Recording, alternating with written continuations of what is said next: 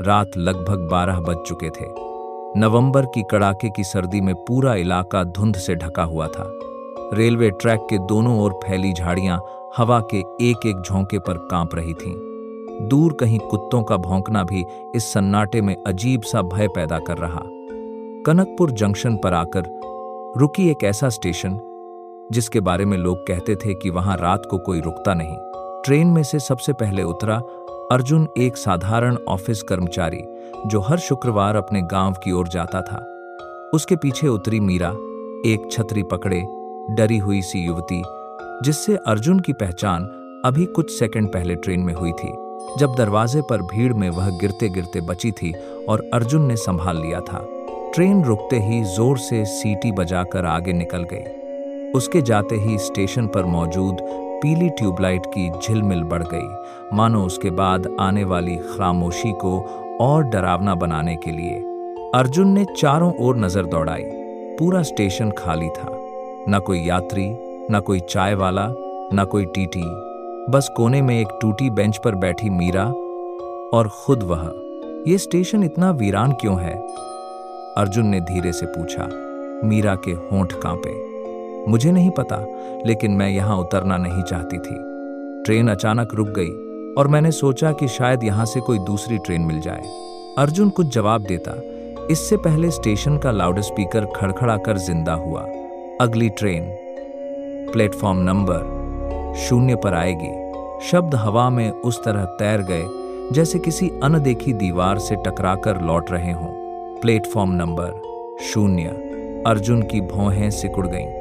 इस स्टेशन पर तो सिर्फ 2 ही प्लेटफॉर्म थे। मीरा की सांस अटक गई। तुमने भी सुना? अर्जुन ने सिर हिलाया, लेकिन उसकी आंखों में भी वही घबराहट तैर रही थी। तभी दूर से धुंध को चीरती हुई एक ट्रेन की रोशनी नजर आई। दोनों ने एक दूसरे की ओर देखा और फिर उस दिशा में मुड़ गए। धीरे धीरे एक काली, पुरानी, धुली हुई ट्रेन सामने आकर खड़ी हुई। यह ट्रेन किसी भी आधुनिक ट्रेन जैसी नहीं थी। न नंबर, न नाम, न रोशनी, बस खाली डिब्बे, बिल्कुल खाली। दरवाजे बिना किसी आवाज के अपने आप खुल गए। अर्जुन ने टॉर्च ऑन की और ट्रेन के अंदर रोशनी डाली। फर्श पर गीली मिट्टी के गहरे निशान थे, पर वे इंसान के पैरों जैसे नहीं। कुछ अजीब, कुछ बेमेल, मानो उंगलियों की संख्या 4 हो। तभी स्टेशन की घड़ी पर उसकी नजर गई। कांटा उलटा घूम रहा था। तेज हवा का झोंका आया। धुंध स्टेशन पर लिपटने लगी। मीरा का दिल जोर से धड़कने लगा। अचानक प्लेटफॉर्म की बेंच के पीछे से खरखराहट सुनाई दी। दोनों ने मुड़कर देखा। एक लंबी, पतली, काली छाया वहां से फिसलते हुए निकली। उसका शरीर इंसानी था, पर गर्दन बहुत लंबी और चेहरे पर कोई आकृति नहीं। छाया तेजी से ट्रेन की ओर बढ़ी और अगले ही पल वह ट्रेन के भीतर पिघलकर घुल गई। अर्जुन के हाथ से टॉर्च लगभग गिर गई। मीरा चीख ही देती। अर्जुन मीरा का हाथ पकड़कर बोला, भागो, यहां से निकलते हैं।